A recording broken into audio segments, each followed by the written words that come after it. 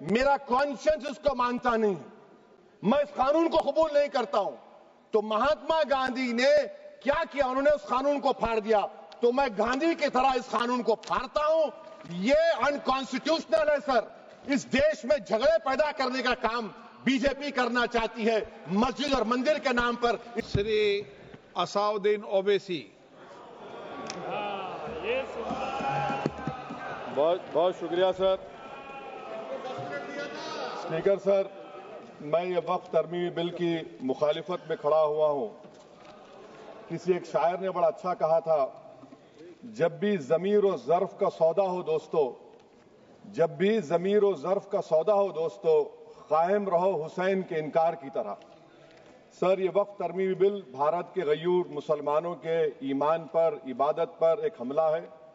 नरेंद्र मोदी की हुकूमत ने इस मुल्क की सबसे बड़ी अक़लियत के खिलाफ एक ऐलान जंग कर दिया, और ये जंग ना सिर्फ मेरे जिस्म पर है, बल्कि मेरी आज़ादी पर, मेरी समाजी और माशी मार्जिनलाइजेशन पर है, मेरी शहरियत पर है, मेरे मदरसे, मस्जिदों, खानखाहों और दरगाहों को निशाना बनाया जा रहा है। और ये हुकूमत सच्चाई को नहीं बयान कर रही है कि ये तरमीमी बिल से मुसलमानों का तहफ़्फ़ुज़, तरक्की और गुर्बत का खात्मा होगा। ये सरासर झूठ है। सर, अगर आप आइन के आर्टिकल 14 को देखेंगे तो उसमें लिखा हुआ है इक्वल प्रोटेक्शन।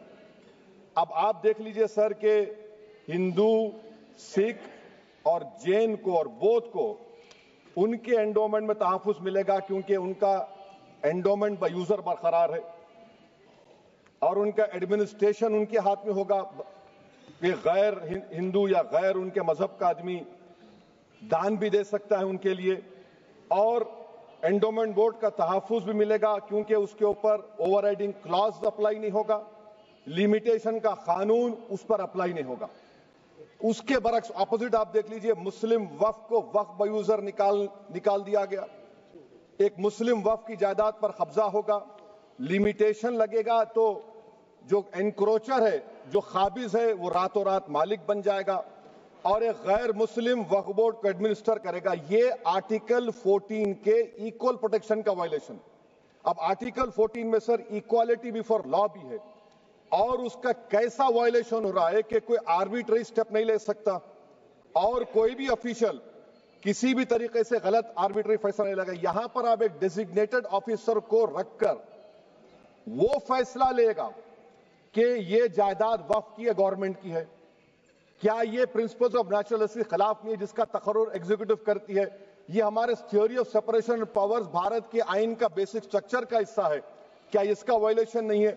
सर, आर्टिकल 25 का वायलेशन कैसे है कि आप मुसलमानों से वक्फ बाय यूजर छीन रहे हैं और फिर आप कर्ब कर रहे हैं वक्फ औलाद को, मगर वहीं पर दूसरे धर्म के मानने वालों को उनके मजहब पर चलने की पूरी इजाजत है। लफ्ज जो आर्टिकल 25 में इस्तेमाल हुआ सर, वो इक्वली एंटाइटल्ड, यहां पर मुसलमानों के इक्वल एंटाइटल्ड नहीं हो रहा। अभी हम गृह मंत्री का, वजीर दाखिला का यहां पर उनका हमने तकरीर सुनी, यहां पर वो ये कहते हैं, वजीर दाखिला, शायद वो कटमुल्ला की जबान ना कह दें, वजीर दाखिला कहने पर वजीर दाखिला ने अपने बयान में कहा कि बोर्ड और काउंसिल जो होगा वो माने वक्फ इस्लाम से अलग है। सर, अगर ये बात सच है आपकी, तो फिर आपको ये कानून बनाने की जरूरत ही नहीं है। आप एक नॉन स्टैट्यूटरी बॉडी बना दीजिए। ये जो कानून बन रहा है ना सर, ये आर्टिकल 26 इसका सोर्स है, और आर्टिकल 26 जब इसका सोर्स है तो आर्टिकल 26 का ABCD क्या कहता है कि रिलीजियस डिनोमिनेशन को अपने मजहब के अफेयर्स खुद चलाना, मूवेबल इमूवेबल प्रॉपर्टी को लेना और एडमिनिस्टर करना। जब हिंदू धर्म को, बौद्ध धर्म को, सिखों को यह राइट दिया गया है, तो आप कैसे मुसलमानों से छीन रहे हैं? तो ये आर्टिकल 26 का ग्रेव वायलेशन है। तो सर, अब वक्फ बाय यूजर का मामला देखिए, मिनिस्टर साहब ने कहा कि एंक्रोचमेंट हो रहा है, 17,000 एंक्रोचमेंट हुए हैं। तो यही नरेंद्र मोदी की हुकूमत ने 2014 में उस वक्त के मंत्री ने एक Waqf properties eviction of unauthorised occupants bill को इंट्रोड्यूस किया। आपने विड्रॉ कर लिया 2024 में उसको। क्यों विड्रॉ किया सर आपने? जब आप मान रहे थे कि एंक्रोचमेंट हो रहा है तो आपने बिल को विड्रॉ कर लिया। अच्छा सर, अब वक्फ बाय यूजर को आपने निकाल दिया, माने कंडीशन क्या लगाए कि अगर उसमें डिस्प्यूट होगा और गवर्नमेंट प्रॉपर्टी होगी। सर डिस्प्यूट तो है, मिसाल के तौर पर मोहिबुल्लाह साहब जिस मस्जिद के इमाम है, पार्लियामेंट के सामने मस्जिद है सर, 123 प्रॉपर्टीज में मस्जिद है, डिस्प्यूट चल रहा है। कल कलेक्टर या डिस्ट्रिक्ट ऑफिसर बोलेगा कि भाई साहब ये गवर्नमेंट प्रॉपर्टी है, स्टिकर लगा दिया जाएगा, मस्जिद बंद, गवर्नमेंट प्रॉपर्टी हो गई, होगी ना सर। अब ये बताइए, आप जब से यहां पर पूरे बीजेपी रूलिंग पार्टी हमको ज्ञान दे रहे हैं कुछ नहीं होगा, कुछ नहीं होगा, मैं दलील के साथ बता रहा हूं आपको। ये मस्जिद दिल्ली गवर्नमेंट बोलती हमारी है, वक्फ दिल्ली वक्फ बोलता हमारी है, तो सर वक्फ बाय यूजर, अगर मैं अपनी गवर्नमेंट के खिलाफ वक्फ बोर्ड वक्फ बाय यूजर इस्तेमाल नहीं करेगा तो क्या है सर। अच्छा, ये अमेंडमेंट जब हो जाएगा तो मुझे कहने दीजिए सर, सिर्फ प्राचीन मंदिरों की हिफाजत होगी, मस्जिदों की नहीं होगी। अब सर आप आ जाइए, अगर डिस्प्यूट मेरा एंशिएंट मॉन्यूमेंट से वक्फ का, एक मिसाल दे रहा हूं, दिल्ली में 172 वक्फ प्रॉपर्टीज एएसआई कंट्रोल में है, मैं तो हार ही गया वो, क्योंकि मेरे पास डॉक्यूमेंट नहीं है। आप कह रहे हैं कि डॉक्यूमेंट चढ़ाओ, अगर मेरा गवर्नमेंट से डिस्प्यूट चल रहा है मैं तो क्लेम ही नहीं कर सकता, क्योंकि आप जज बनेंगे, आप ही फैसला करेंगे, और जब तक आप फैसला नहीं करते वो वक्फ की प्रॉपर्टी नहीं होगी, वो प्रोविजन डाल दिया आपने। अच्छा, अगर मेरा डिस्प्यूट एनक्रोचर से होगा सर, तो एनक्रोचर में तो आपने तो 107 को डिलीट कर दिया, आप रातों रात खाबिज को, एनक्रोचर को मालिक बना रहे हैं। सर मैं ये पूछना चाहता हूं आपके जरिए हुकूमत से, एक मुंबई में एक बहुत बड़े दौलतमंद है, खोजा बरादरी का यतीम खाना था, उन्होंने 2004 या 5 में 22 करोड़ में खरीद लिया। वो केस सुप्रीम कोर्ट में कि आप उनको मालिक बनाना चाहती है लिमिटेशन एक्ट अप्लाई करके, हमको बताइए, हम जानना चाह रहे हैं। और सच्चर कमेटी ने सर 2007 में कहा कि दिल्ली के 123 प्रॉपर्टीज की मार्केट वैल्यू 6000 करोड़ की। आज हम 2025 में आ गए, क्यों आप उन प्रॉपर्टीज के खिलाफ पड़े हुए? 1976 में उस वक्त के वजीर आजम इंदिरा गांधी लेटर लिखा, इसको आप दे दीजिए, मगर आप उसको मानने को तैयार नहीं है। तो सर और एक जो झूठ फैलाया जा रहा है, management empowerment efficient development, sir this bill takes any management from the hands of Muslims, disempowers the waqf in comparison to any other stakeholder, takes away the efficiency of administration and hampers development. Waqf disempowerment in the name of efficiency, inefficiency is being created. The progress of development from pre-independence till today is sought to be destroyed. Sir अभी हमारे home minister साहब ने फजल पुकाया case का जिक्र किया। Sir मैं आपसे गुजारिश करूंगा कि होम मिनिस्टर जरा अच्छे लोगों को रखकर इंफॉर्मेशन ले। फजल पुकाया का ऑबिटर क्या है? इट इज ऑबिटर, वो रेशियो डिसेंडेंटाई नहीं है जो आपने कहा है।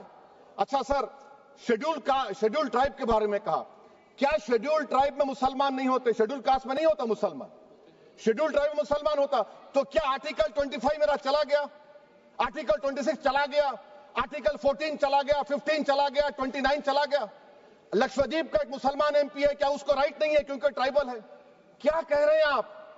इस ऐवान को क्यों गुमराह कर रहे हैं आप शेड्यूल ट्राइब के नाम पर? सर और एक चीज जो आपको बता रहा हूं सर, अब आप जब आर्टिकल 26 से मेरा सोर्स है, तो आप सेंट्रल वक्फ काउंसिल में 22 में से 11 आप नॉन मुस्लिम को बना सकते हैं, रिलीजन न्यूट्रल आपने कह दिया, और आप बनाएंगे, क्यों बनाएंगे आप? स्टेट वक्फ बोर्ड में 7 नॉन मुस्लिम होंगे और 4 मुसलमान, क्यों होंगे? क्योंकि आप लॉ में 95 में डायरेक्ट मैनेजमेंट में ले सकते हैं 5 साल के लिए। आप वक्फ बाय यूजर को आप कलेक्टर डिस्ट्रिक्ट ऑफिसर बोलेगा ये वक्फ की प्रॉपर्टी नहीं है, तो वो वक्फ बोर्ड खामोश बैठ जाएगा, कुछ एक्शन ही नहीं लगा, क्योंकि वो आपके प्यादे हैं। अच्छा, जब आप नॉमिनेट करेंगे सर मैं मोदी गवर्नमेंट के खिलाफ नो कॉन्फिडेंस ला सकता हूं, मगर वक्फ बोर्ड का चेयरमैन जो नॉमिनेट होगा उसके खिलाफ नो कॉन्फिडेंस नहीं ला सकते, हम बिल्कुल नहीं ला सकते। क्या मजाक है बताइए आप? ये डेमोक्रेसी है। नॉमिनेट भी स्टेट गवर्नमेंट करेगी, वो अगर डिक्टेटर बन जाएगा जैसा आज भारत में हो रहा है तो वो भी नहीं हटेगा। कम से कम यहां पर तो इलेक्शन है, वहां पर तो आप 5 साल झेलते रहो उसको। अच्छा सर, अब ये जो क्लॉज 11 और क्लॉज 9 आप 16AA से देखिए, where the qualification of the members of the board has been limited only to 3 categories. contained in 14(1)(c). Intention is very clear that the majority is to be packed with non-Muslims. So who will defend my interests, sir? If I cannot depend on the State Waqf Board, Central Waqf Council, which are going to comprise non-Muslims, this in itself is a clear violation of Article 26, 14 and 15, sir. अच्छा sir, CO पहले 95 act में था कि word मुस्लिम, आपने गायब कर दिया उसको। अरे आखिर क्यों इतनी नफरत है आपके लफ्ज मुसलमान से? अच्छा फिर क्या कह रहे हैं आप कि ये भी आर्टिकल 26 का वायलेशन है। सब जितने हिंदू धर्म के प्रॉपर्टीज हैं, सिख धर्म के, बौद्ध के हैं और आपके जैन के, वहां पर उन्हीं के मजहब का ऑफिसर होगा। और कहां पर नहीं होगा? वक्फ बोर्ड में। Waqf board is a pure religious institution, इसको समझने की जरूरत है। तो आप ये कर दे रहे हैं सर। अच्छा सर, आप देखिए, अब आप आ जाइए ये ट्राइब्यूनल पर। मुझे समझ में नहीं आया सर कि हमारे होम मिनिस्टर वजीर दाखिला ने क्या कह दिया कि 2013 का जो कानून है वो नहीं बनता तो हम नहीं लेके आते। मैं बड़े अदब के साथ उनसे पूछना चाह रहा हूं कि क्या उस वक्त राजनाथ सिंह साहब, अडवाणी साहब, हमारी लेट सुषमा स्वराज, ये बड़े बड़े नेता यहां बैठे थे? आपने यूनानिमस उस कानून को पास करवा दिया। कीर्ति आजाद थे उस वक्त, अब यहां बैठे हैं वो टीएमसी में। तो क्या आप गलत थे या वो गलत थे? हमको बता दीजिए, आप बता दीजिए। क्योंकि अगर अडवाणी आपके लिए बहुत बड़ा नेता है, मेरे लिए नहीं हो सकते, आपके लिए आपने पद्मश्री दिया उनको। मोहतरमा सुषमा स्वराज की जबरदस्त तकारीर का मैं कायल हूं, वो बैठकर उस 2013 को यूनानिमस पास कर दिए। मुझे कंफ्यूजन है कि क्या अमित शाह, नरेंद्र मोदी बड़े हैं या अडवाणी बड़े? आपके लिए आप तय कर लीजिए। अच्छा सर, आपके tribunal sir, railway Clements tribunal, NGT tribunal, income tax, वैसे 14-15 ट्राइब्यूनल है। हिंदू एंडोमेंट का ट्राइब्यूनल, सबका अपील नहीं होती, रिव्यू होता है। गृह मंत्री सरकार कह रही है कि नहीं, रोक दिए, रोक लगा। कैसे रोक लगाते हैं? रिव्यू और अपील में तो फर्क होता है ना सर। आप ही कह रहे हैं कि पूरे कोर्ट्स में बैकलॉग है और आप अपील कर रहे हैं। अच्छा सर, रिटायर्ड डिस्ट्रिक्ट जज 95 में सिटिंग डिस्ट्रिक्ट जज था, जो एडमिनिस्ट्रेटिव कंट्रोल था सीजीआई साहब, उसको निकाल दिए। अच्छा सर, अब आप अभी हमारे मंत्री साहब ने कहा trust, sir Shri Sai Baba trust 2004, वो ये कहता है जो ऑफिसर उसमें काम करता उसको साई बाबा का डिवोटी होने चाहिए और उसको डिक्लेरेशन लिख के देना पड़ेगा।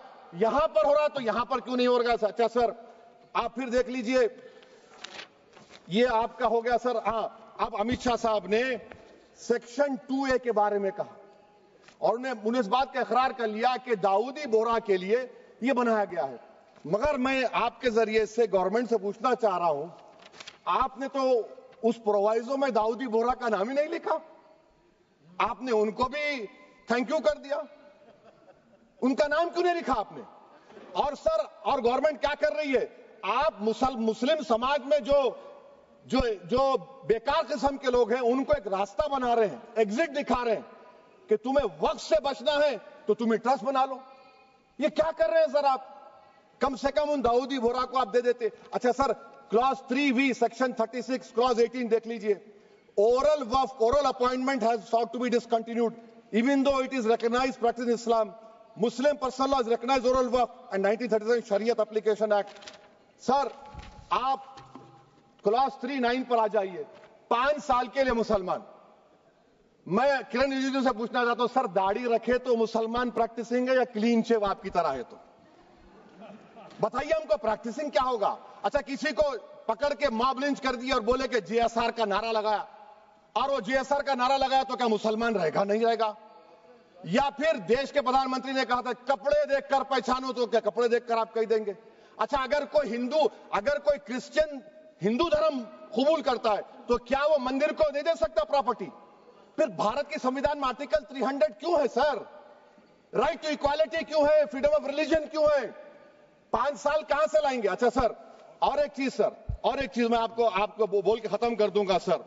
इस बिल में वक्फ औलाद का सर, इसमें आप देखिए clause 432, the creation of waqf al-awlad shall not result in denial of inherent rights to heirs, including women heirs or the waqif or any other right of person. Sir, ये article 25 का violation है, शरीयत application act 37 का violation, article 300A का violation है।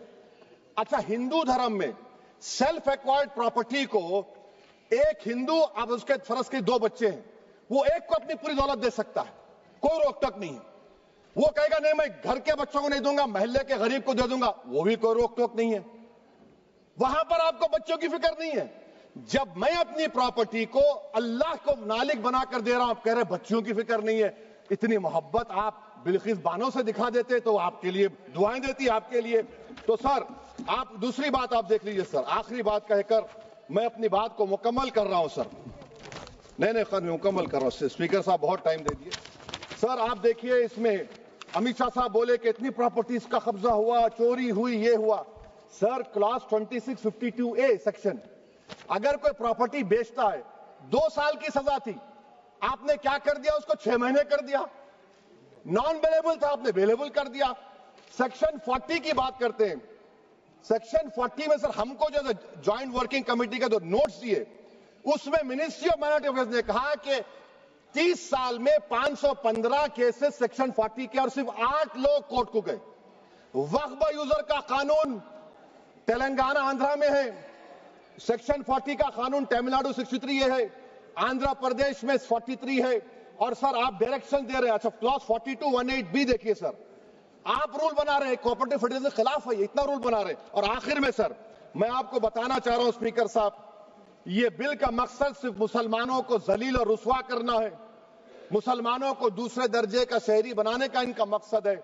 Sir अगर आप history को पढ़ेंगे तो महात्मा गांधी उस वक्त के व्हाइट अफ्रीका में सफेद फार्म अफ्रीका के कानून को महात्मा गांधी ने कहा था कि ये मेरा कॉन्शियंस इसको मानता नहीं है, मैं इस कानून को कबूल नहीं करता हूं।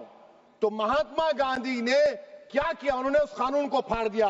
तो मैं गांधी की तरह इस कानून को फाड़ता हूं। ये अनकॉन्स्टिट्यूशनल है सर।